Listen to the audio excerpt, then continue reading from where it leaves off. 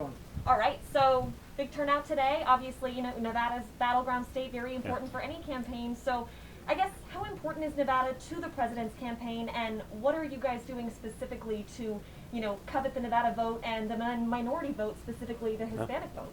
Well, the Hispanic vote's sort of a no-brainer. I actually did a sort of a great trip this weekend in Florida with Jorge Masvidal, the great UFC fighter, talking about the perils of socialism and communism. And since that's become such a mainstay now of the Democrat Party, that's pretty scary. But the reality for the Hispanic vote, it's about jobs. Donald Trump created the greatest job market America has ever known. The economy, he created the strongest economy we've ever seen. He's fighting for Americans. He's making sure that Americans have that opportunity. Donald Trump renegotiated the failed trade deals that Joe Biden pushed for 50 years to benefit American workers. He took on China. He's getting us out of the endless wars. That's not just for Nevada. That's awesome. That's just awesome for the world, but certainly all Americans. And more importantly, he's getting peace deals done in the Middle East. So Donald Trump is tackling those things. He's not a politician like Joe Biden, who's been there for 47 years. And I would bet that your average listener or viewer couldn't name a single accomplishment of his. But now he wants to do it. Now he's going to fix it.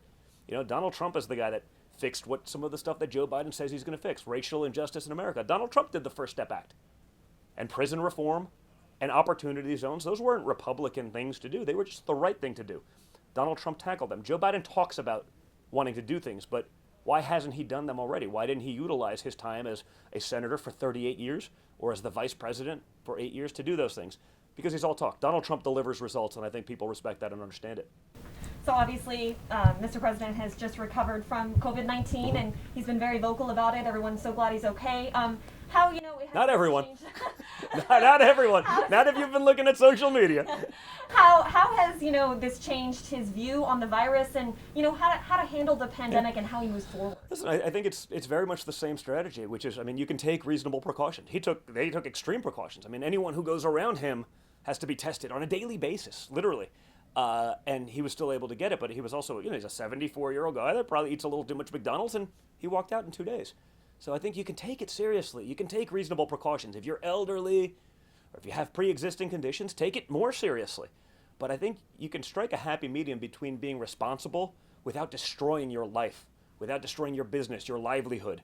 If Joe Biden did just lock it up, there could be one case somewhere in Guam, and they'll lock down the whole country. That's not a good approach. That would destroy businesses. That would do more damage to people, whether it's depression, whether it's losing your home, suicide rates, from not having any income and losing your family and breaking out.